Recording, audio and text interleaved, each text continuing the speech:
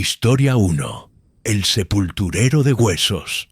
Mi nombre es Aurelio Mendoza y durante 30 años he servido como párroco en la iglesia de San Lorenzo, en el corazón histórico de Pamplona. Lo que voy a contarles sucedió durante el invierno de 2018, en el antiguo cementerio que rodea nuestra parroquia, un lugar donde los muertos descansan desde hace más de 400 años y donde los huesos de generaciones enteras yacen en el osario subterráneo que construyeron los franciscanos en el siglo XVII. El cementerio de San Lorenzo no es como los modernos camposantos.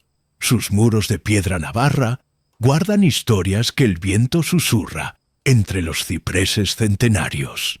El osario, una cripta excavada bajo la capilla lateral, alberga los restos de miles de almas que encontraron aquí su último refugio. Durante décadas, nadie había bajado a esa cámara húmeda y fría, donde los huesos se apilaban en nichos labrados en la roca viva. Todo comenzó una madrugada de noviembre. Eran aproximadamente las 3:15 cuando desperté sobresaltado por un ruido extraño que provenía del exterior. Un sonido metálico, como si alguien arrastrara herramientas sobre las losas del cementerio. Me asomé por la ventana de mi habitación, en la casa parroquial, y vi una luz tenue que se movía entre las tumbas más antiguas, cerca de la entrada al osario. Al principio pensé que podría tratarse de algún acto vandálico. No sería la primera vez que jóvenes irresponsables profanaran el lugar sagrado. Me vestí rápidamente y salí al patio, llevando conmigo una linterna y las llaves del cementerio. El frío de noviembre me caló hasta los huesos, y mi respiración formaba pequeñas nubes de vapor en el aire helado. Lo que encontré me dejó sin palabras. La puerta de hierro que sellaba el acceso al osario estaba entreabierta, y desde las profundidades emergía un resplandor dorado y parpadeante, como el de múltiples velas encendidas. Me acerqué con cautela y pude escuchar un sonido que jamás olvidaré: el roce suave de huesos moviéndose, acompañado de lo que parecía ser una respiración pausada y profunda. Descendí por los escalones de piedra, húmedos por la condensación. El aire se volvía más denso con cada paso, cargado de un aroma extraño, mezcla de incienso antiguo y algo que no logré identificar. Al llegar al fondo, mi linterna iluminó una escena que desafía toda lógica. Los huesos del osario, que durante años habían permanecido en silencioso desorden, estaban siendo reorganizados por una figura que trabajaba de espaldas a mí. Era un hombre de complexión robusta, vestido con ropas oscuras que parecían pertenecer a otra época.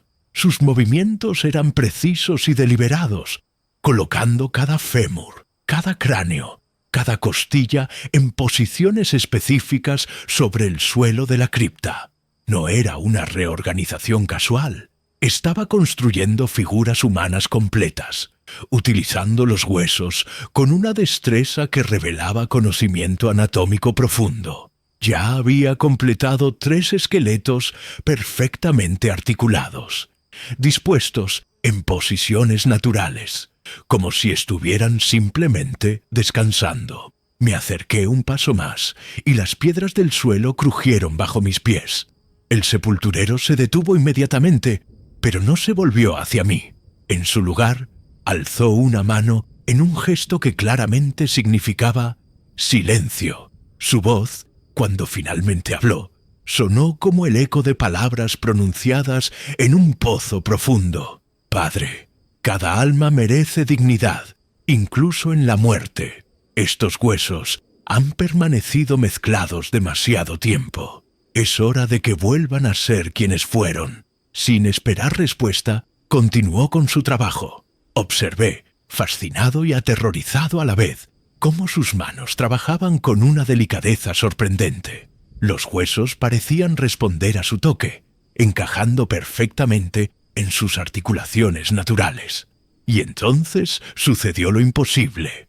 Los primeros esqueletos que había completado comenzaron a moverse, no de forma violenta o amenazante, sino con la tranquila naturalidad de alguien que despierta de un sueño profundo. Se incorporaron lentamente, sus órbitas vacías, dirigiéndose hacia la figura del sepulturero como si le estuvieran agradeciendo su labor. Durante lo que me pareció una eternidad, observé a este misterioso hombre completar su trabajo. Uno por uno, los esqueletos cobraban una forma de vida silenciosa, permaneciendo inmóviles, pero con una presencia innegable, como guardianes expectantes. El sepulturero finalizó su tarea justo cuando los primeros rayos del amanecer comenzaron a filtrarse por la pequeña ventana del osario. Al tocar la luz dorada, los huesos articulados, estos se desplomaron instantáneamente, volviendo a ser simples restos mortales esparcidos por el suelo. El hombre se volvió hacia mí por primera vez.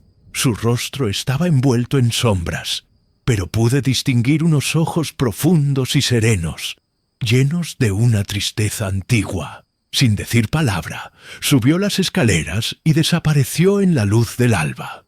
Desde esa noche, cada madrugada, escucho los mismos sonidos provenientes del osario. He vuelto a bajar en varias ocasiones, pero nunca he vuelto a encontrar al sepulturero. Sin embargo, cada mañana, al inspeccionar la cripta, encuentro los huesos organizados de forma diferente, siempre formando figuras humanas completas que se deshacen tan pronto como el sol toca el cementerio. Hay noches en las que, desde mi ventana, puedo ver siluetas que caminan entre las tumbas hasta el amanecer, figuras que se mueven con propósito, como si custodiaran el descanso eterno de quienes aún permanecen completos en sus sepulturas.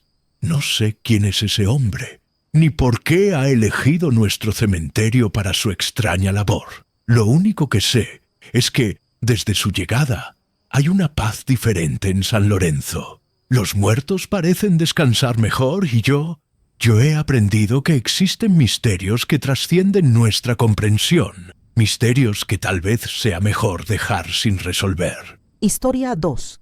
La viuda perpetua. Soy hermana Angustias del convento de Santa Clara en Puebla y llevo 40 años cuidando de las almas que buscan consuelo en la oración. Durante ese tiempo, he presenciado muchos misterios, pero ninguno me ha marcado tanto como la historia de la mujer que conocimos como la viuda perpetua. Fue en el otoño de 2019 cuando comenzamos a recibir visitas extrañas en nuestro convento. Familias enteras llegaban desde distintos barrios de Puebla con el mismo relato perturbador. Los nombres de sus difuntos estaban desapareciendo de las lápidas del cementerio municipal. No se trataba de vandalismo ni desgaste natural de la piedra. Los nombres simplemente se desvanecían, como si una mano invisible los hubiera borrado durante la noche. Al principio, pensamos que era algún tipo de broma cruel o acto de profanación, pero cuando la familia Hernández nos trajo fotografías de la tumba de su patriarca, tomadas con apenas un día de diferencia, no pudimos negar la evidencia. En la primera imagen claramente se leía Esteban Hernández Morales, 1945-2018. En la segunda, la piedra mostraba únicamente las fechas, como si el nombre hubiera sido absorbido por el mármol. Mi superior, Madre Esperanza, me encomendó investigar estos sucesos. Como hermana enfermera del convento, estaba acostumbrada a velar por los enfermos durante las madrugadas, así que decidí pasar varias noches observando el cementerio desde la torre de nuestra capilla, que ofrece una vista privilegiada del Camposanto. La primera noche no vi nada extraño, solo el viento moviendo las flores marchitas y los gatos callejeros que buscaban refugio entre las tumbas. Pero la segunda noche, cerca de las 2 de la madrugada, apareció ella. Era una mujer de mediana edad, completamente vestida de luto. Su velo negro le cubría el rostro por completo y llevaba un ramo de flores frescas que parecían brillar con luz propia en la oscuridad. Caminaba entre las sepulturas con una familiaridad inquietante, como si conociera cada sendero de memoria. Lo que me perturbó profundamente fue su comportamiento. Se detenía frente a tumbas diferentes cada noche, se arrodillaba y comenzaba a llorar con una intensidad desgarradora.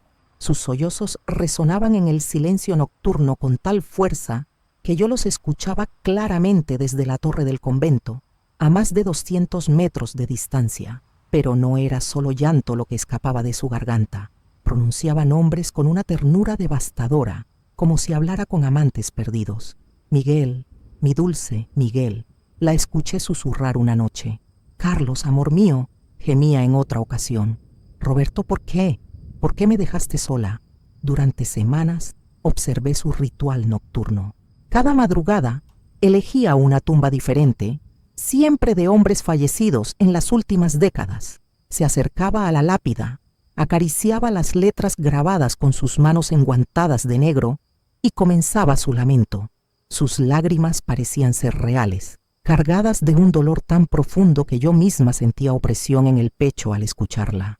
Lo más extraño era que, después de cada visita, los nombres de esas tumbas amanecían completamente borrados, como si sus lágrimas tuvieran la capacidad de disolver las palabras grabadas en piedra, llevándose consigo la identidad de esos hombres muertos. Una noche, armándome de valor, decidí acercarme.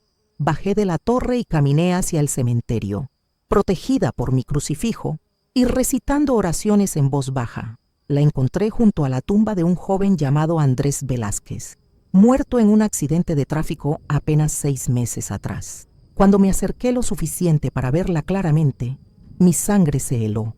Bajo el velo negro, donde debería haber estado su rostro, solo había una sombra densa y movediza. No tenía facciones definidas, pero de esa oscuridad emergían las lágrimas más reales que jamás había visto, cayendo sobre la lápida como gotas de mercurio líquido. Andrés, mi querido Andrés, murmuró con una voz que sonaba como el eco de muchas voces diferentes. También tú serás mío para siempre. Al escuchar mis pasos, giró hacia mí lentamente. Donde deberían estar sus ojos, vi 2 pozos de vacío que parecían absorber la luz de las estrellas. Extendió una mano hacia mí, como invitándome a acercarme, pero en lugar de piel, vi que sus dedos estaban hechos de la misma sustancia oscura que componía su rostro. Hermana, me dijo con esa voz múltiple que helaba el alma, ¿acaso no ves cuántos esposos me han dejado sola? Cada hombre que yace aquí fue mío alguna vez, en vida o en muerte. Sus nombres me pertenecen ahora. Retrocedí aterrorizada, tropezando con las lápidas en mi huida. Cuando me volví para mirar por última vez, ella había desaparecido, pero sobre la tumba de Andrés Velázquez solo quedaban las fechas de nacimiento y muerte. Su nombre se había desvanecido por completo. Desde esa noche, he intentado proteger el cementerio con agua bendita y oraciones, pero la viuda perpetua continúa su trabajo. Cada madrugada elige un nuevo esposo entre los muertos, y cada amanecer, otro nombre desaparece para siempre de la memoria de piedra. Lo más perturbador es que, según mis registros, ya no quedan tumbas de hombres con nombres visibles en todo el cementerio municipal. Y ahora algunas noches la veo caminando hacia el cementerio de la colonia vecina, donde aún hay nombres frescos, esperando ser reclamados por su amor eterno y devorador. Historia 3. Las excavaciones nocturnas. Me llamo Patricio Delgado. Soy capellán de la Catedral de Toledo y profesor de Historia Eclesiástica en el Seminario Diocesano. Durante 22 años me he dedicado al estudio de las tradiciones religiosas de nuestra ciudad, especialmente las relacionadas con las comunidades judías medievales. En abril de 2020, durante los días más duros del confinamiento, recibí una llamada urgente del alcalde. Los vigilantes nocturnos del cementerio judío de Toledo habían reportado algo inexplicable. Excavaciones aparecían de la noche a la mañana, sin herramientas, sin rastros de maquinaria, como si la tierra se hubiera abierto sola. El cementerio judío data del siglo XII, abandonado durante siglos. Las autoridades municipales me pidieron que investigara por mi conocimiento del hebreo antiguo y la historia sefardí. Acepté inmediatamente. Mi primera visita fue el 15 de abril, día soleado. Silencio absoluto por las restricciones sanitarias. El cementerio se encuentra en una colina apartada, rodeado de muros de piedra carcomidos por el tiempo. Las lápidas más antiguas apenas conservan sus inscripciones. Vi 3 excavaciones recientes, perfectamente circulares, aproximadamente 2 metros de diámetro cada una. La tierra removida formaba montículos ordenados alrededor de los agujeros, como si alguien hubiera trabajado con precisión quirúrgica. Lo extraño era la ausencia total de herramientas, ni siquiera huellas de pisadas. La hierba alrededor de las excavaciones permanecía intacta. Únicamente la tierra de los hoyos mostraba signos de manipulación. Bajé al primer agujero, 3 metros de profundidad aproximadamente. En el fondo encontré una lápida de mármol negro, completamente intacta. Las inscripciones en hebreo brillaban como si hubieran sido grabadas recientemente. Leí el nombre: Yehuda ben Abraham, sabio de la ley. Sobre la lápida descansaba un pergamino enrollado. Lo tomé con cuidado extremo. El material era de una calidad extraordinaria, sin signos de deterioro, como si acabara de ser elaborado. El pergamino contenía oraciones en hebreo antiguo. No eran textos funerarios tradicionales. Eran súplicas, peticiones desesperadas. Que se abran los caminos hacia la luz eterna. Que nuestras almas encuentren el descanso prometido. Que la tierra ya no nos retenga. Los otros 2 agujeros revelaron escenas similares. Lápidas pristinas, pergaminos frescos, oraciones urgentes en dialectos hebreos que no había visto en textos del siglo XII, variantes lingüísticas más arcaicas, anteriores incluso a los registros más antiguos de Toledo. Documenté todo meticulosamente: fotografías, traducciones preliminares, mediciones exactas. Regresé a mi despacho, convencido de haber encontrado un tesoro arqueológico sin precedentes. Esa noche no pude dormir. Las oraciones resonaban en mi mente. Había algo urgente en esos textos, una necesidad que trascendía la muerte, como si las almas enterradas estuvieran pidiendo ayuda activamente. Al amanecer siguiente, recibí otra llamada. 4 excavaciones nuevas habían aparecido durante la noche. El vigilante juró no haber visto ni escuchado nada. Simplemente amanecieron allí. Regresé inmediatamente. Las nuevas excavaciones seguían el mismo patrón. Círculos perfectos, tierra ordenada, lápidas inmaculadas en el fondo, pergaminos con oraciones cada vez más desesperadas. Pero esta vez había algo diferente. En el pergamino más reciente encontré mi nombre, escrito en hebreo: Patricio Delgado, guardián de la memoria. Debajo, una súplica directa: lee nuestras palabras en voz alta, libera nuestras voces del silencio. Mi sangre se heló. ¿Cómo podían conocer mi nombre? ¿Cómo podían escribir en pergaminos enterrados durante siglos? Durante las siguientes semanas, las excavaciones se multiplicaron. Cada noche aparecían entre 3 y 5 nuevas, siempre con el mismo patrón ritual: lápidas, pergaminos, oraciones cada vez más específicas. Los textos comenzaron a incluir detalles sobre mi vida personal, mi ordenación sacerdotal, mis estudios en Roma, mi tesis doctoral sobre las tradiciones sefardíes, información que solo yo conocía. Patricio, hijo de la Iglesia, leía en los pergaminos más recientes: tu Dios y el nuestro son el mismo. Ayúdanos a completar el viaje que quedó interrumpido. Decidí investigar los archivos diocesanos.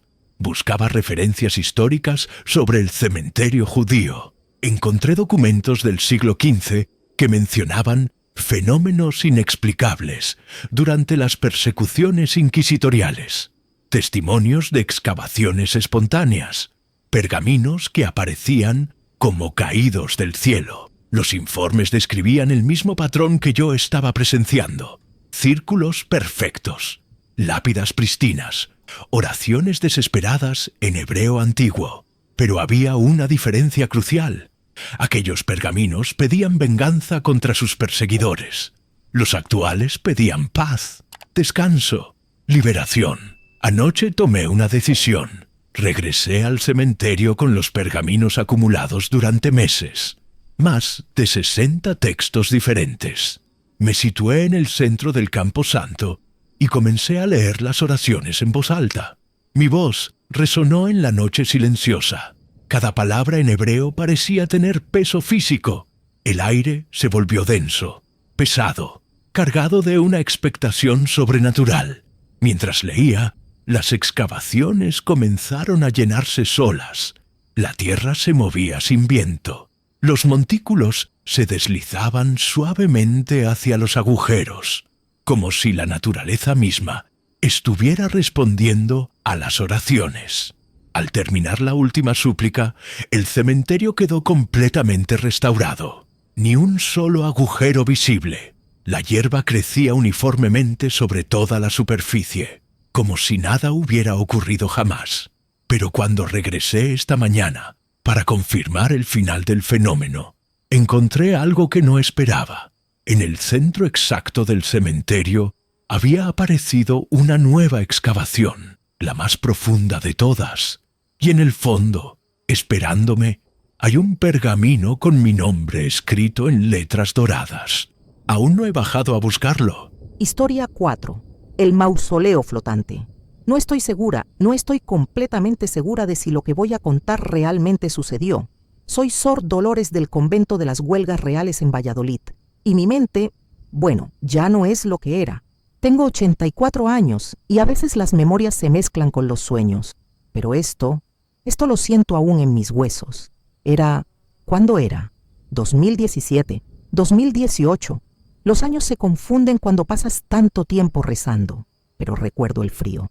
Siempre recuerdo el frío de aquellas noches de luna llena, cuando el mausoleo de los Herrera comenzaba a moverse. O tal vez no se movía, tal vez era yo quien se movía. No lo sé. El mausoleo sigue estando en el cementerio de San José, muy cerca de nuestro convento. Una construcción de mármol blanco, más alta que el resto de las tumbas. La familia Herrera llevaba muerta más de un siglo, pero su sepulcro permanecía inmaculado, como si alguien lo limpiara cada día. Yo trabajaba en el huerto del convento durante las madrugadas. Insomnio crónico, decían las hermanas, pero no era insomnio. Era como si algo me llamara, una vibración que sentía en el pecho, especialmente las noches de luna llena. La primera vez que lo vi realmente. Estaba podando los rosales cuando no escuché, sentí un rumor profundo como si la tierra misma respirara. Me volví hacia el cementerio y el mausoleo no estaba en su lugar. Estaba suspendido en el aire. 2 metros, quizás 3 metros sobre su base de piedra, girando lentamente, como una peonza gigantesca hecha de mármol y muerte. La luz de la luna lo atravesaba de manera imposible, creando sombras que se movían independientes de su rotación. Pero lo más perturbador no era verlo flotar, era escucharlo cantar. Voces emergían de la piedra, cánticos funerarios en latín medieval, no el latín que conocemos en las misas actuales. Algo más arcaico, más hambriento. Las palabras se arrastraban por el aire como serpientes sonoras, enroscándose alrededor de mi garganta hasta que apenas podía respirar. Requiem aeternam, dona eis, domine. Pero las voces no pedían descanso eterno, pedían liberación, pedían salir. Corrí hacia la capilla, tropezando con los canteros de hierbas medicinales. Desperté a Madre Superiora, balbuceando sobre mausoleos flotantes y cánticos imposibles. Ella me dio té de valeriana y me mandó a dormir. Son las medicinas para tu artritis, Dolores. Te están alterando la percepción. Pero no eran las medicinas. Al mes siguiente, luna llena otra vez, allí estaba, flotando, girando, cantando con voces que sonaban como coros de ángeles enfermos. Esta vez me acerqué más. Caminé hasta la verja del cementerio, aferrando mi crucifijo hasta que los nudillos se me pusieron blancos. El mausoleo descendía y ascendía rítmicamente, como si respirara. Cada vez que bajaba, las voces se intensificaban. Cuando se elevaba, el canto se volvía susurro, un susurro que pronunciaba nombres que yo reconocía. Dolores, Dolores, ven con nosotros. Dolores, mi nombre. Decían mi nombre. Durante meses, cada luna llena, el mismo ritual. El mausoleo levitando, los cánticos, mi nombre flotando en el aire nocturno como una invitación macabra. Otras hermanas comenzaron a notar mi comportamiento extraño. Me encontraban parada junto a las ventanas que daban al cementerio, murmurando oraciones que no recordaba haber aprendido.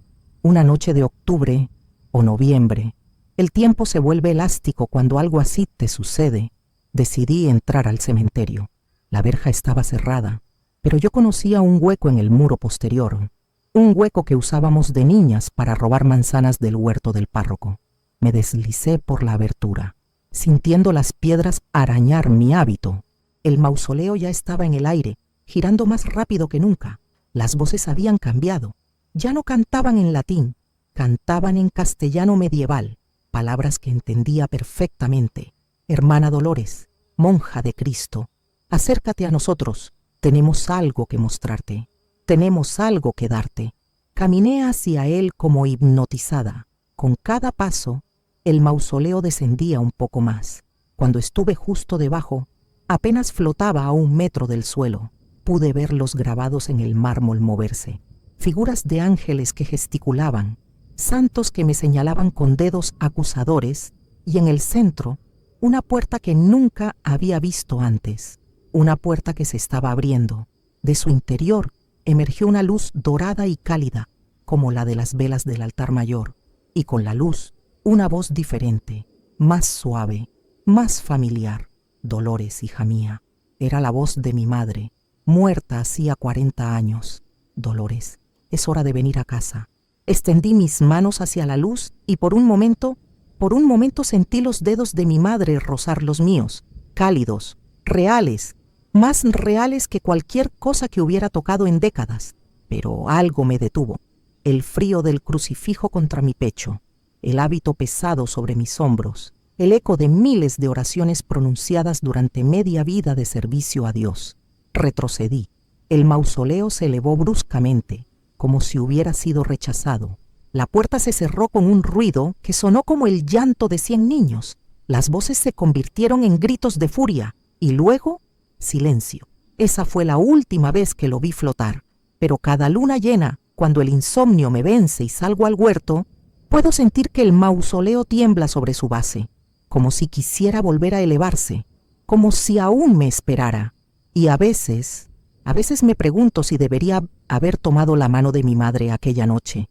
A veces me pregunto si realmente no lo hice. Historia 5. La procesión subterránea. Soy Alejandro Vázquez, diácono de la parroquia de Nuestra Señora de Guadalupe en Tijuana. Durante 12 años he servido como responsable del mantenimiento del cementerio parroquial, una función que implica revisar las instalaciones cada madrugada antes del primer oficio religioso. Mi rutina era invariable. Llegaba a las 5 de la mañana, inspeccionaba las tumbas en busca de daños por vandalismo, verificaba el estado de las flores y coronas, y finalmente bajaba a revisar el sistema de drenaje en los túneles subterráneos que atraviesan todo el cementerio. Estos túneles fueron construidos en los años 60 para prevenir inundaciones durante la temporada de lluvias.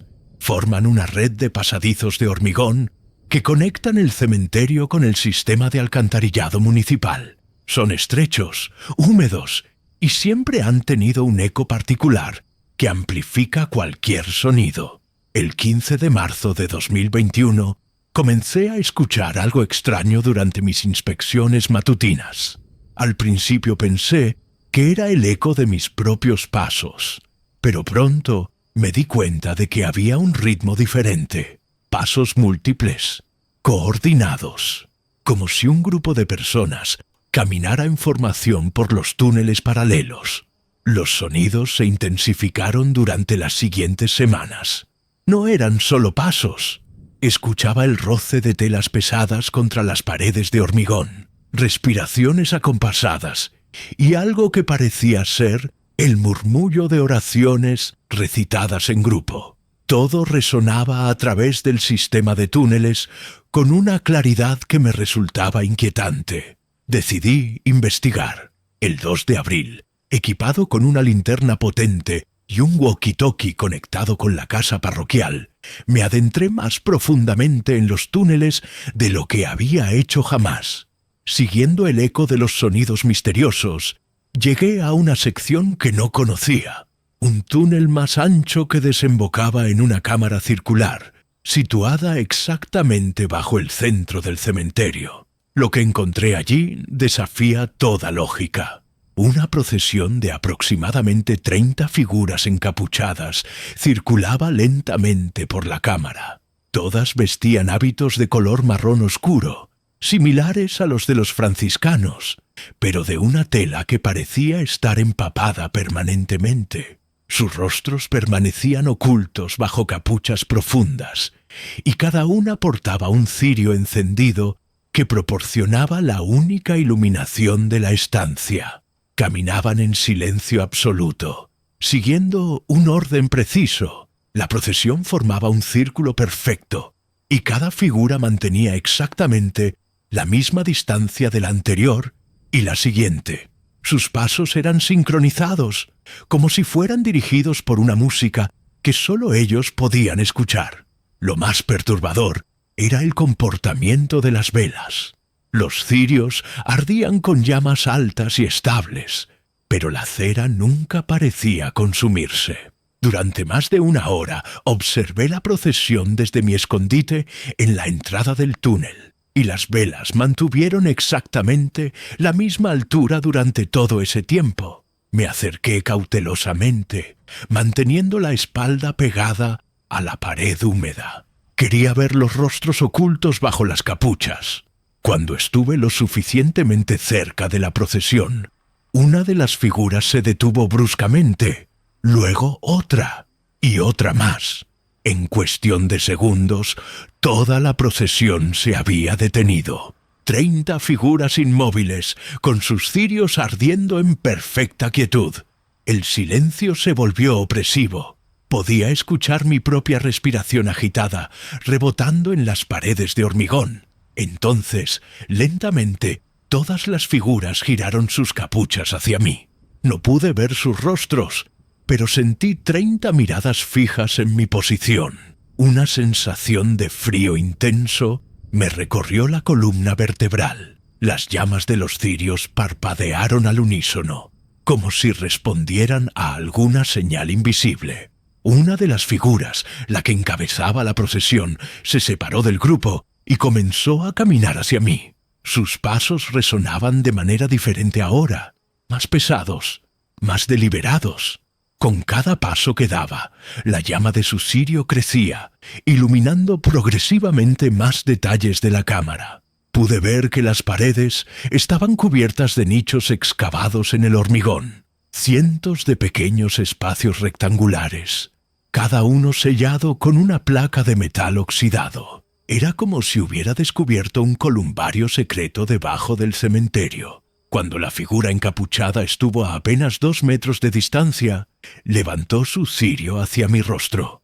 La luz me cegó momentáneamente, pero pude percibir que bajo la capucha no había un rostro humano, solo una oscuridad profunda, de la que emergía un sonido similar a la respiración, pero más húmedo, más denso. «Alejandro», susurró con una voz que parecía venir de muy lejos.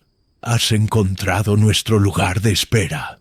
Mi nombre. Conocía mi nombre. Llevamos décadas caminando en círculos», continuó la voz, «esperando a alguien que pueda abrir las puertas de arriba. Alguien que tenga las llaves del cementerio». Instintivamente, mis dedos tocaron el llavero que siempre llevaba colgado del cinturón. Las llaves del cementerio que me había confiado el párroco años atrás. «Sí», murmuró la figura, «esas llaves. Las necesitamos para completar nuestro descanso, para subir finalmente a la superficie y encontrar nuestras tumbas verdaderas».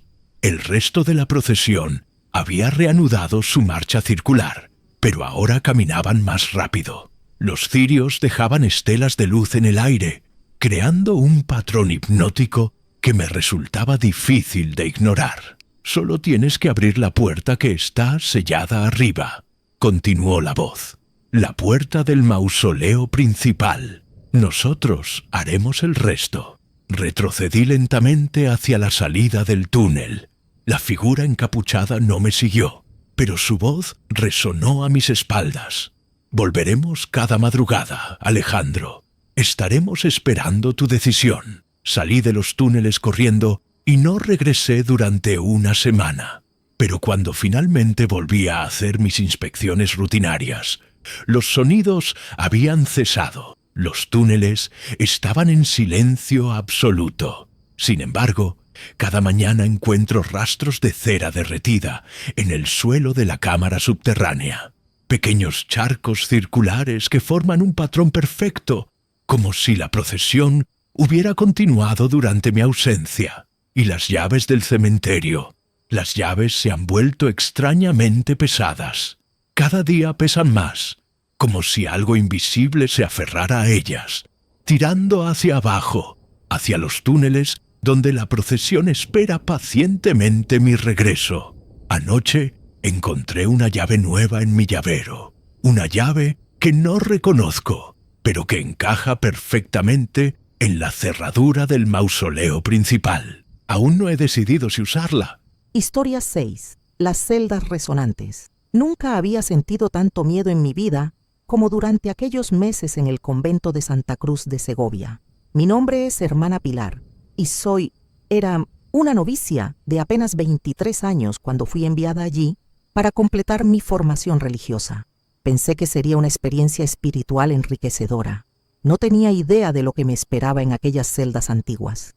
El convento de Santa Cruz tiene más de 600 años de historia. Las hermanas mayores nos contaban que durante la peste negra del siglo XIV, la mitad de la comunidad murió en sus celdas, rezando hasta el último aliento. Decían que era una historia hermosa, de fe inquebrantable. Yo también lo creía, hasta que comencé a escuchar sus voces. Mi celda estaba en el segundo piso del ala este, justo al final del pasillo de piedra donde las baldosas medievales crujían bajo cada paso.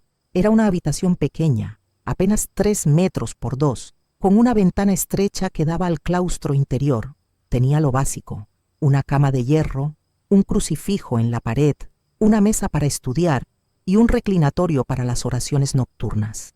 Las primeras noches dormí profundamente, agotada por las jornadas de oración y trabajo en el huerto, pero la cuarta noche me desperté sobresaltada.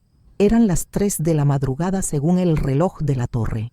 Un frío intenso había invadido mi celda, un frío que no tenía nada que ver con el clima otoñal de Segovia. Al principio pensé que era la calefacción antigua del convento, que siempre funcionaba mal.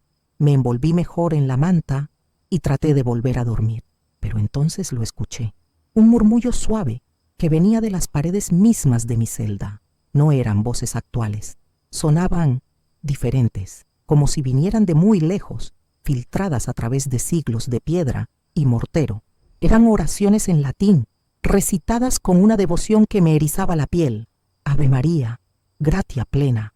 Escuchaba con perfecta claridad, aunque el sonido parecía emerger del interior de los muros. Me levanté temblando y pegué el oído a la pared. Las voces se intensificaron. No era una sola voz, eran muchas, todas recitando al unísono, pero cada una con un timbre diferente. Voces jóvenes, voces ancianas, voces quebradas por la enfermedad, todas unidas en una oración interminable que resonaba en la estructura misma del edificio. Durante las siguientes semanas, el fenómeno se repitió cada madrugada, siempre a las 3 en punto, siempre el mismo frío sobrenatural invadiendo mi celda, siempre las mismas oraciones resonando desde las piedras centenarias. Traté de contárselo a Madre Superiora, pero me miró con una mezcla de preocupación y desconfianza. «Hija mía», me dijo, «el periodo de adaptación al convento puede provocar sensaciones extrañas. Reza más y duerme mejor». Pero yo sabía que no eran sensaciones, eran voces reales, voces de mujeres que habían vivido y muerto entre esas mismas paredes siglos atrás. Una noche decidí investigar por mi cuenta. Cuando comenzaron las oraciones fantasmales, salí de mi celda y caminé por el pasillo. El frío era aún más intenso fuera de mi habitación. Mis pies descalzos se entumecían contra las baldosas heladas y mi respiración formaba pequeñas nubes de vapor en el aire. Las voces no venían solo de mi celda, venían de todas las celdas del pasillo. De cada puerta cerrada emergían los mismos cánticos en latín, como si las paredes del convento entero hubieran conservado el eco de siglos de oraciones. Me acerqué a la puerta de la celda vecina, donde vivía hermana Carmen, una monja de 70 años que llevaba décadas en el convento. Pegué el oído a la madera antigua. Las oraciones sonaban más fuertes allí, más desesperadas. De repente, la puerta se abrió desde dentro. Hermana Carmen estaba de pie en el umbral, con los ojos completamente blancos y los labios moviéndose al ritmo de las oraciones que no salían de su garganta. Tenía las manos extendidas hacia mí, como si quisiera tocarme, pero sus dedos parecían atravesar el aire sin encontrar resistencia. Hermana Pilar, susurró con una voz que no era la suya. Era más grave, más antigua. ¿Puedes escucharnos también? Retrocedí aterrorizada, pero ella siguió hablando con esa voz extraña. Llevamos 600 años rezando sin descanso. Nuestras almas quedaron atrapadas en estas piedras cuando la peste nos llevó. Cada noche, a la hora de nuestra muerte, revivimos nuestras últimas oraciones. Otras puertas comenzaron a abrirse a lo largo del pasillo. Hermana Teresa, hermana Luz, hermana Esperanza, todas salían de sus celdas con los ojos blancos y los labios sincronizados con las oraciones fantasmales. Todas me miraban con la misma expresión vacía, pero suplicante. «Ayúdanos», dijeron al unísono, pero con voces que no eran las suyas. «Ayúdanos a completar nuestras oraciones. Ayúdanos a encontrar el descanso que buscamos desde hace siglos». El frío se intensificó hasta volverse insoportable. Mis dientes castañeteaban y mis manos se entumecían. Las voces de las paredes se volvieron más urgentes, más desesperadas. Era como si toda la historia dolorosa del convento estuviera concentrándose en ese pasillo. En ese momento, corrí hacia las escaleras tropezando con mi camisón. Detrás de mí, las hermanas poseídas caminaban lentamente, siguiéndome con sus ojos ciegos y sus voces prestadas. Las oraciones latinas resonaban ahora por todo el convento, rebotando en cada piedra, amplificándose hasta convertirse en un rugido supernatural. Llegué a la capilla y me refugié ante el altar mayor. Allí, rodeada de imágenes sagradas, el frío comenzó a desvanecerse lentamente. Las voces se apagaron gradualmente hasta convertirse en un susurro lejano. Al amanecer, las hermanas despertaron sin recordar nada de lo ocurrido. Hermana Carmen me saludó con su sonrisa habitual, sin rastro de la posesión que había presenciado. Esa misma mañana pedí mi traslado a otro convento. No podía explicar mis razones sin sonar como una loca, así que inventé problemas familiares urgentes. Pero antes de irme, Madre Superiora me llevó aparte. «Hermana Pilar», me dijo en voz baja, «usted es la quinta novicia que pide traslado en los últimos 2 años, todas por las mismas dificultades de adaptación». Me miró directamente a los ojos y añadió, «Las hermanas que murieron durante la peste dejaron algo inacabado. Sus oraciones quedaron interrumpidas por la muerte. Buscan a alguien que pueda ayudarlas a completar lo que empezaron». «¿Y por qué yo?», pregunté temblando. «Porque usted puede escucharlas», respondió simplemente, «y ellas lo saben». Me fui esa misma tarde, pero aún hoy, años después, despierto a las 3 de la madrugada escuchando ecos lejanos de oraciones en latín que parecen venir de las paredes de cualquier lugar donde duermo. Historia 7. El altar de las apariciones. Soy el padre Vicente Montemayor, exorcista oficial de la diócesis de Teruel durante los últimos 18 años. Mi ministerio me ha llevado a enfrentar manifestaciones demoníacas en hogares, hospitales y lugares consagrados. Pero nunca había experimentado algo tan perturbador como lo que presencié en la iglesia abandonada de San Esteban Protomártir. Esta iglesia románica del siglo XII había permanecido cerrada al culto desde 1987, cuando las últimas familias del pueblo la abandonaron en busca de mejores oportunidades en las ciudades. Los muros de piedra arenisca conservaban frescos medievales que representaban martirios de santos, especialmente aquellos que murieron decapitados por su fe: San Juan Bautista, San Dionisio, San Jorge, Santos Justo y Pastor. En octubre de 2022, el obispado me envió a evaluar el estado del edificio antes de su posible venta a una fundación cultural. Mi trabajo consistía en determinar si había presencia de actividad supernatural que pudiera interferir con los futuros trabajos de restauración. Llegué al pueblo al atardecer de un jueves.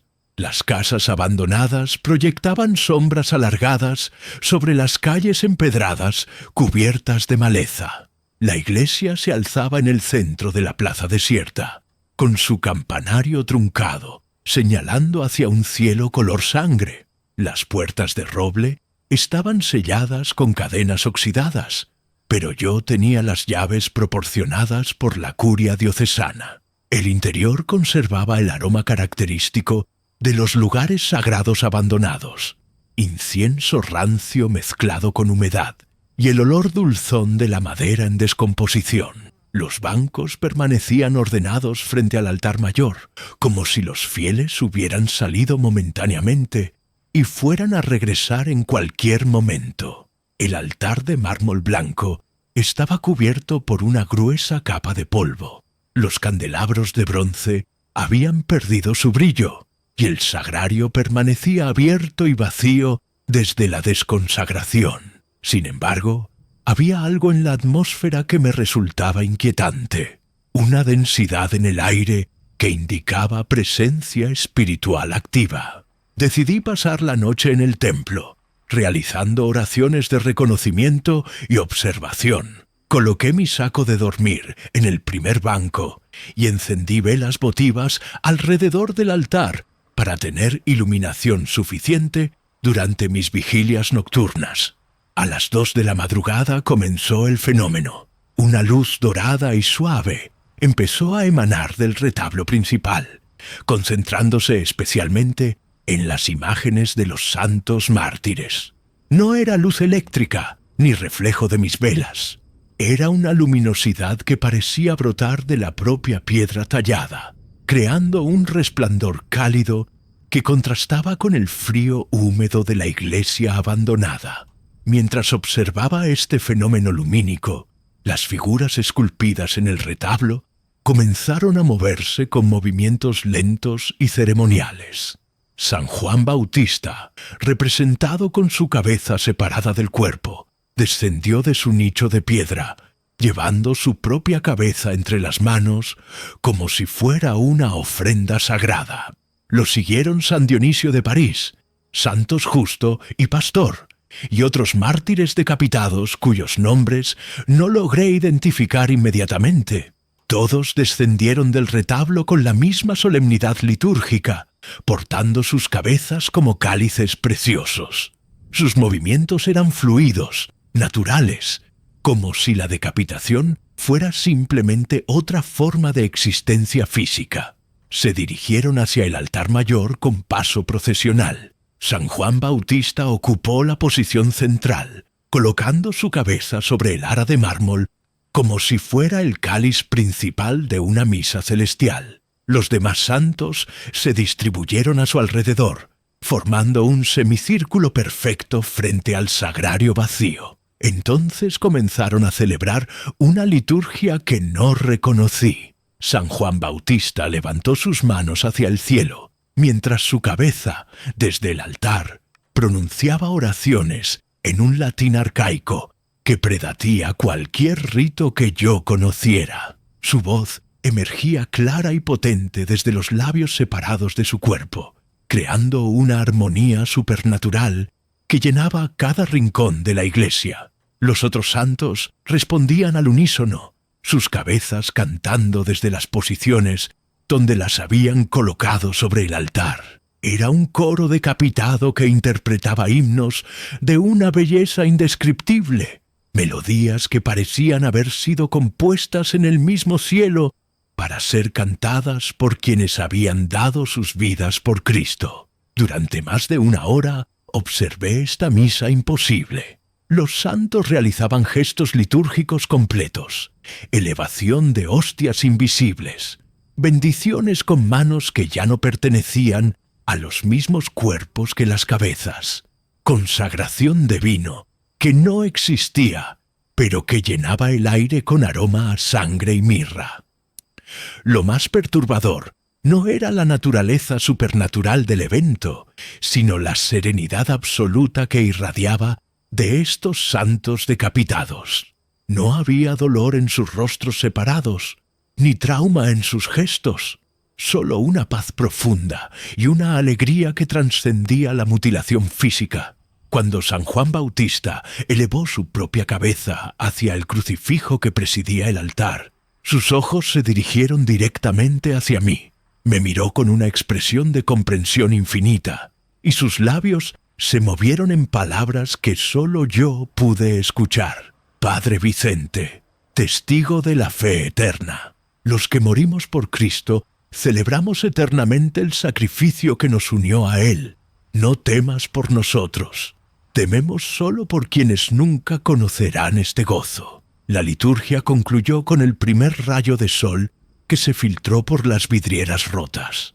Los santos recogieron sus cabezas con reverencia y ascendieron nuevamente a sus nichos en el retablo. La luz dorada se desvaneció gradualmente hasta que solo quedaron las figuras de piedra inmóviles, cubiertas nuevamente por el polvo de décadas.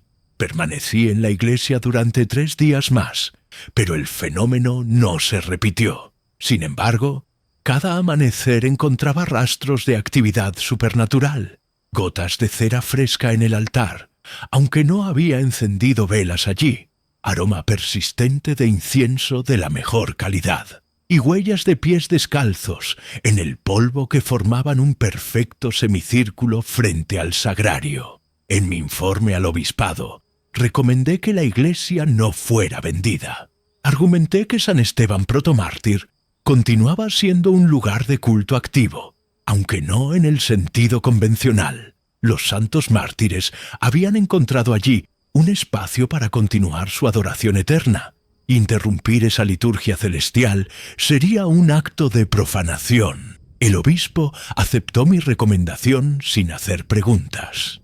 La iglesia permanece cerrada oficialmente, pero yo regreso cada mes para asegurarme de que los santos tengan las velas y el incienso necesarios para sus celebraciones nocturnas, porque ahora sé que la muerte no interrumpe el servicio a Dios, solo lo transforma en algo más hermoso y terrible de lo que podemos comprender desde nuestra condición mortal. Historia 8. El comedor fantasmal. Han pasado 30 años desde aquellos días en el orfanato de San José de Guadalajara, pero aún despierto algunas noches escuchando el tintineo fantasmal de cubiertos contra platos vacíos. Me llamo Sor Milagros y durante 5 años trabajé como enfermera en esa institución que albergaba a más de 200 niños abandonados en las afueras de la ciudad. Era 1992 cuando llegué al orfanato.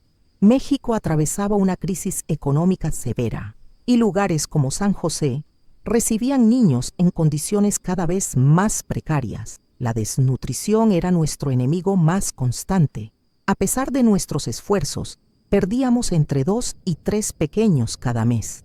Los enterrábamos en el cementerio del propio orfanato, bajo cruces de madera que yo misma tallaba con sus nombres. El comedor principal era una sala rectangular con ventanas altas que daban al patio interior. 8 mesas largas de madera acomodaban a los niños durante las comidas. Los más pequeños se sentaban cerca de la cocina, donde podíamos vigilarlos mejor. Los adolescentes ocupaban las mesas del fondo, junto a la puerta que conectaba con el dormitorio de los mayores. Durante el día, el comedor rebosaba de vida. Risas infantiles, conversaciones en susurros, el ruido constante de cucharas raspando el fondo de los platos en busca del último bocado. Pero las noches eran diferentes. Las noches pertenecían a los que ya no podían reír. Todo comenzó en noviembre de 1993. Acababa de fallecer Carlitos Mendoza, un niño de 7 años que había llegado al orfanato con desnutrición severa. A pesar de nuestros cuidados, su cuerpecito no logró recuperarse. Esa noche, después del funeral, decidí quedarme despierta organizando el dispensario médico para mantenerme ocupada. Eran aproximadamente las 11 cuando escuché ruidos provenientes del comedor. pasos pequeños, arrastrando los pies como hacen los niños cuando están muy cansados. Pensé que alguno de los pequeños había salido de su dormitorio, tal vez buscando agua o sintiendo hambre nocturna. Me dirigí al comedor con una linterna, esperando encontrar a algún trasnochador. Lo que vi me dejó sin aliento. Carlitos estaba sentado en su lugar habitual de la primera mesa. Su ropa era la misma con la que lo habíamos enterrado esa tarde. Una camisa blanca demasiado grande y pantalones remendados. Su rostro conservaba la palidez extrema de la desnutrición, pero sus ojos brillaban con una luz que nunca me había tenido en vida. Frente a él había un plato vacío y cubiertos oxidados que no reconocí como parte de nuestro inventario. Carlitos movía la cuchara con movimientos precisos, llevándosela a la boca como si estuviera comiendo, pero el plato permanecía completamente vacío. «Hermana Milagros», me dijo con su vocecita quebradiza, «al fin tengo hambre otra vez». Me acerqué lentamente, mi corazón latiendo tan fuerte que temía despertar a todo el orfanato. Carlitos continuó con su pantomima de comer, masticando aire con gestos de auténtica satisfacción. Era como si finalmente estuviera disfrutando de la comida que tanto había necesitado en vida. «¿Tienes hambre, Carlitos?», le pregunté, sorprendida por la naturalidad de mi propia voz. «Sí, hermana, pero ahora es diferente. Ahora el hambre es bonita, no duele como antes». Durante las siguientes semanas, otros niños comenzaron a acompañar a Carlitos en sus cenas nocturnas. Primero fue Esperanza, una bebé que había muerto de neumonía complicada por desnutrición. Luego se unieron los gemelos Rodríguez, que habían llegado al orfanato demasiado tarde para que pudiéramos salvarlos. Cada noche, más sillas se llenaban con pequeños comensales espectrales, todos sentados en sus lugares habituales, todos con platos vacíos y cubiertos que parecían haber sido desenterrados junto con sus cuerpecitos, todos comiendo con el apetito que nunca pudieron satisfacer en vida. La cena fantasmal se convirtió en un ritual. Los niños aparecían puntualmente a las 11, se sentaban ordenadamente y comenzaban su banquete invisible. Conversaban entre ellos en susurros que yo lograba escuchar desde la entrada del comedor. Hablaban de los juegos que no pudieron jugar, de los cuentos que nunca les leyeron, de los cumpleaños que no alcanzaron a celebrar. Lo más desgarrador era la felicidad genuina que irradiaban. Por primera vez desde que los había conocido, estos niños parecían verdaderamente satisfechos. Sus rostros, aunque conservaban la marca de la desnutrición que los había matado, brillaban con una alegría que jamás habían experimentado en vida. Una noche decidí unirme a ellos. Traje una silla del despacho de la directora y me senté en la mesa principal. Los niños me recibieron con sonrisas tímidas, como si hubieran estado esperando mi compañía. «Hermana», me dijo Carlitos, «¿quieres cenar con nosotros?». Asentí, aunque no había comida visible. Inmediatamente frente a mí apareció un plato vacío y cubiertos que parecían haber sido pulidos hasta brillar. Los niños me observaron expectantes mientras yo levantaba la cuchara hacia mi boca. Al hacerlo, experimenté algo extraordinario. Pude saborear la comida más deliciosa que jamás había probado. No había nada físico en mi boca, pero cada papila gustativa registraba sabores intensos y reconfortantes. Sopa caliente, pan recién horneado, frutas maduras, leche fresca. Era como si estuviera probando todos los alimentos que estos niños habían soñado durante sus últimos días de vida. «Es rica, ¿verdad, hermana?», preguntó Esperanza con su voz de bebé. «Muy rica», respondí, y era cierto. Esa fue mi última cena con los niños del comedor fantasmal. A la mañana siguiente recibí órdenes de traslado a otro orfanato en Puebla. Nunca supe si mi reemplazo pudo verlos o si las cenas espectrales continuaron después de mi partida. Pero cada 2 de noviembre, aniversario de la muerte de Carlitos, preparo una mesa con platos vacíos y cubiertos brillantes. Me siento sola en mi comedor y levanto mi cuchara hacia la boca, esperando volver a saborear esa comida imposible que alimenta el alma de los niños que nunca tuvieron suficiente. A veces, solo a veces, el sabor regresa. Y entonces sé que en algún lugar, en algún comedor eterno, esos pequeños siguen cenando juntos, finalmente libres del hambre que los llevó hasta mí. Historia 9. La campana errante. Soy el padre Cristóbal Herrera, párroco de la iglesia de San Antonio de Cádiz desde hace 15 años.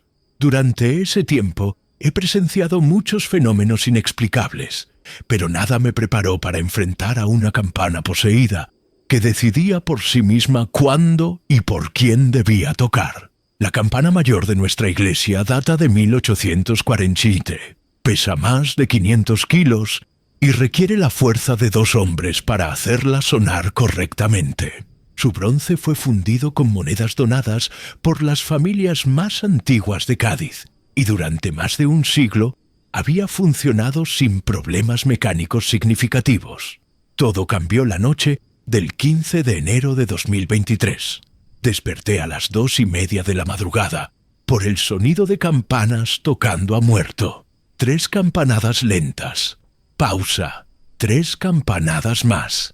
El toque tradicional para anunciar el fallecimiento de un miembro de la comunidad. Pero no tenía conocimiento de ninguna muerte reciente, y nadie tenía acceso al campanario a esas horas. Me vestí rápidamente y subí los 120 escalones de piedra que llevan a la torre. El campanario estaba vacío, como esperaba, pero la campana mayor se balanceaba suavemente, como si acabara de ser tocada. Las cuerdas colgaban inmóviles. Nadie había tirado de ellas.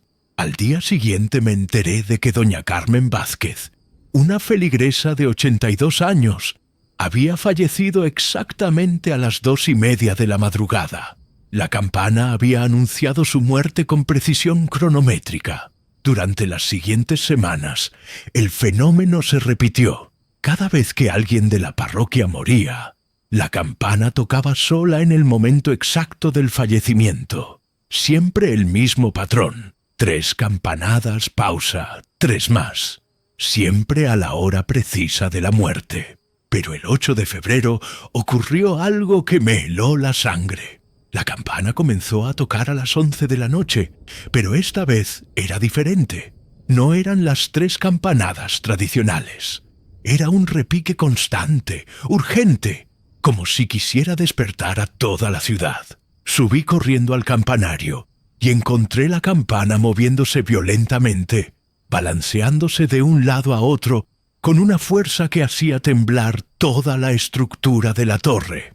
Lo más perturbador era que la campana se había desplazado de su posición original. Normalmente colgaba del centro de la estructura de hierro, pero esa noche había rodado hacia el lado este del campanario, como si quisiera mirar hacia el cementerio municipal. Intenté detener su movimiento, pero era imposible.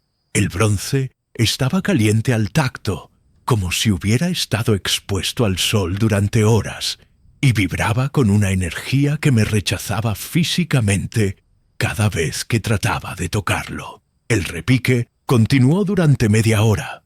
Cuando finalmente se detuvo, la campana se había desplazado nuevamente, esta vez hacia el lado norte, mirando hacia el barrio de la Viña. A la mañana siguiente, descubrí la razón del comportamiento extraño. Durante esa noche habían muerto 3 personas simultáneamente en un accidente de tráfico. Un matrimonio joven y su hijo de 8 años. La campana había tocado por todos ellos al mismo tiempo y se había posicionado para ver tanto el cementerio donde serían enterrados como el barrio donde habían vivido. Desde entonces, la campana comenzó a moverse físicamente por el campanario cada noche. No solo tocaba para anunciar muertes, también se desplazaba para orientarse hacia diferentes puntos de la ciudad, como si estuviera vigilando a toda la comunidad. Al principio pensé que se trataba de algún defecto mecánico. Contraté a un especialista en campanas para que inspeccionara el sistema de suspensión, pero no encontró ninguna anomalía. La estructura de hierro estaba perfectamente sólida y no había manera física de que la campana pudiera moverse sola. El fenómeno se intensificó durante el mes de marzo. La campana no solo anunciaba muertes, comenzó a tocar para diferentes necesidades de la comunidad. Un repique suave y melodioso para celebrar nacimientos. Un toque grave y solemne para acompañar a los enfermos graves. Un repique alegre cuando alguien se casaba o tomaba los sacramentos. Era como si la campana hubiera desarrollado conciencia propia y hubiera decidido convertirse en la voz espiritual de todo Cádiz. Pero su comportamiento más inquietante comenzó en abril. La campana empezó a tocar para personas que aún no habían muerto. El primer caso fue don Alberto Mendoza, un comerciante de 70 años que gozaba de perfecta salud. La campana tocó por él a las 4 de la madrugada, con el toque de difuntos. 3 días después, don Alberto sufrió un infarto fulminante a la misma hora exacta. Luego tocó por María José Ruiz, una maestra de 35 años.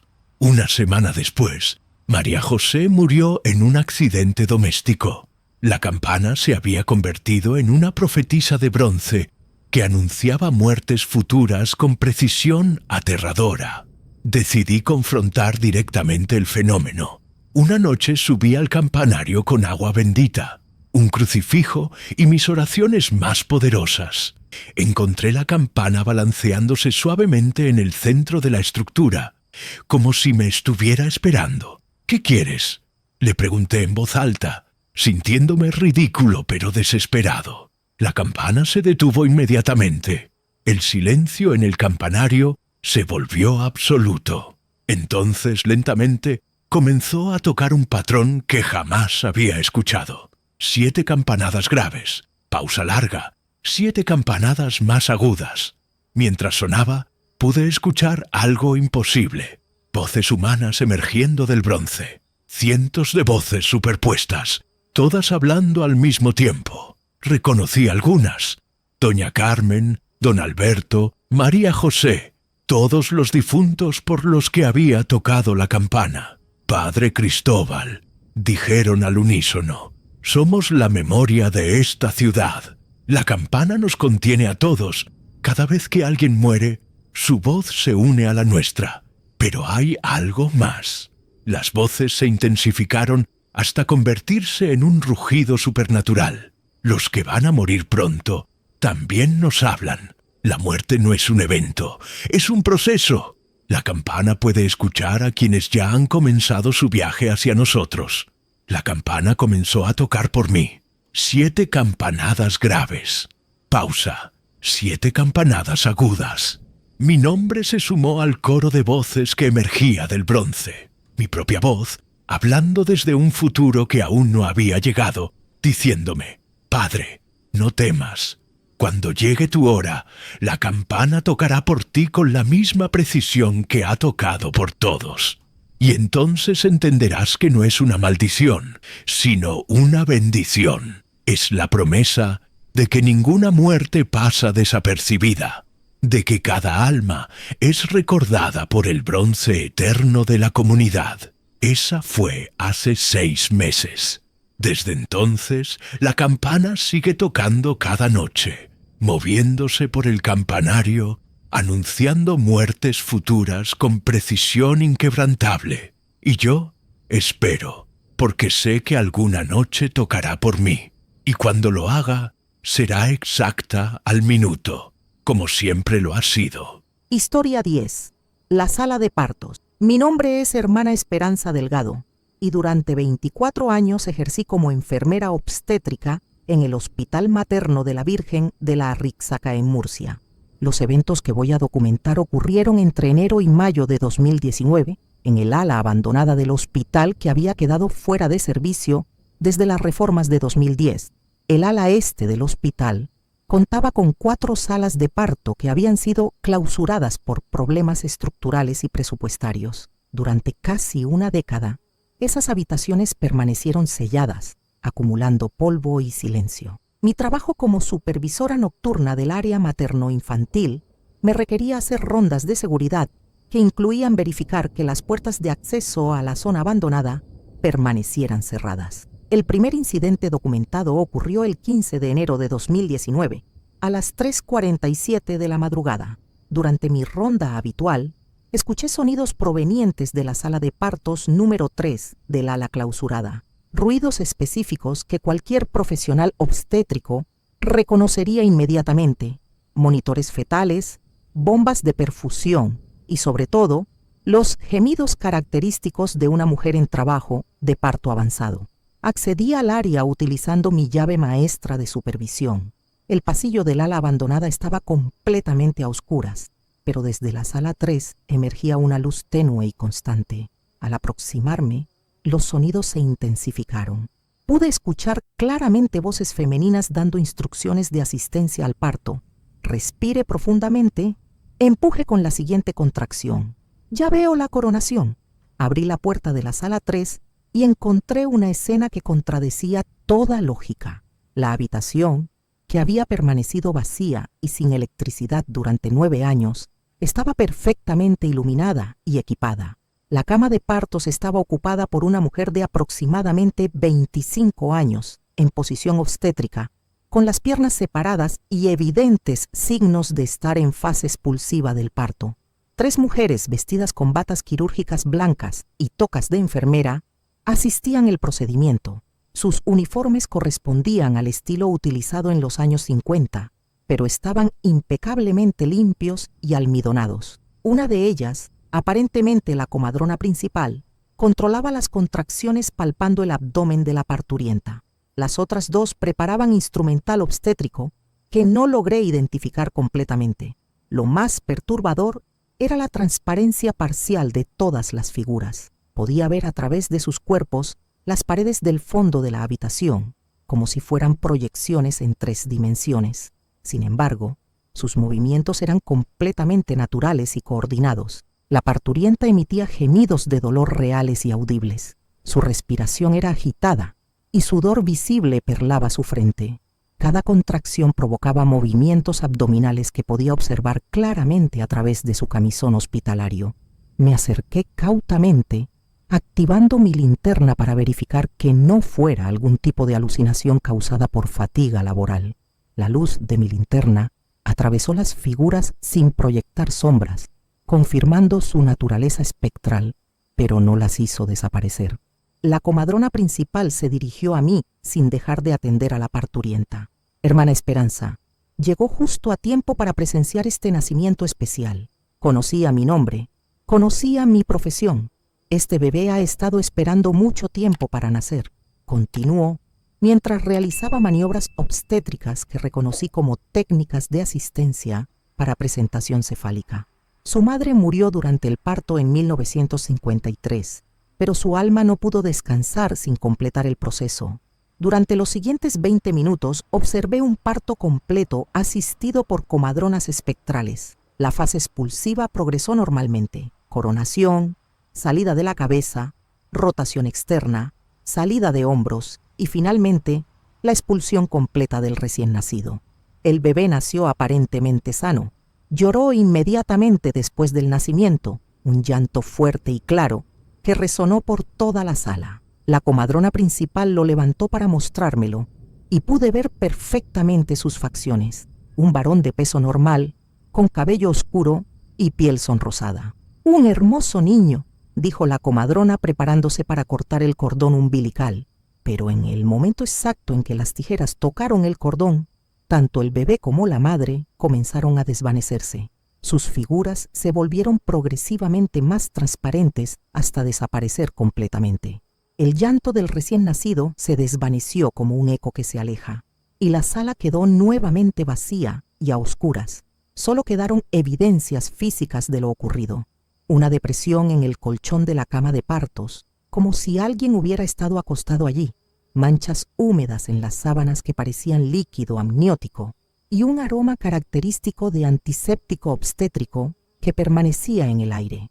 Documenté el incidente inmediatamente, incluyendo fotografías de las evidencias físicas y un informe detallado con horarios precisos. Durante los siguientes 4 meses, el fenómeno se repitió regularmente.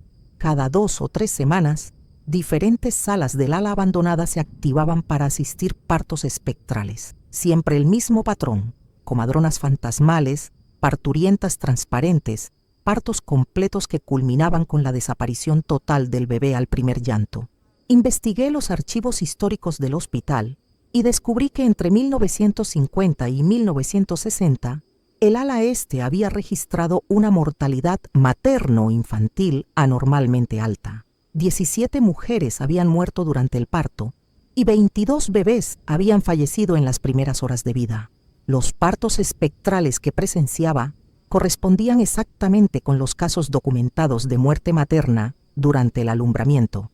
Era como si estas mujeres hubieran quedado atrapadas en un bucle temporal, repitiendo eternamente el momento más crucial y doloroso de sus vidas. El último caso que documenté ocurrió el 12 de mayo de 2019. Esa noche, las 4 salas de parto funcionaron simultáneamente. 4 partos espectrales coordinados, asistidos por un equipo de 8 comadronas fantasmales que se movían eficientemente entre las diferentes habitaciones. Observé durante 3 horas un evento obstétrico múltiple que desafiaba toda comprensión médica y física. Al final, 4 bebés nacieron al mismo tiempo, sus llantos creando una sinfonía supernatural que resonó por todo el hospital. Pero esta vez, cuando los bebés comenzaron a desvanecerse, uno de ellos no desapareció completamente. En la sala número 1 quedó una pequeña huella de mano impresa en la sábana. Una marca diminuta pero perfectamente definida, como si un recién nacido hubiera presionado su manita contra la tela antes de partir hacia donde van las almas que nunca tuvieron oportunidad de vivir.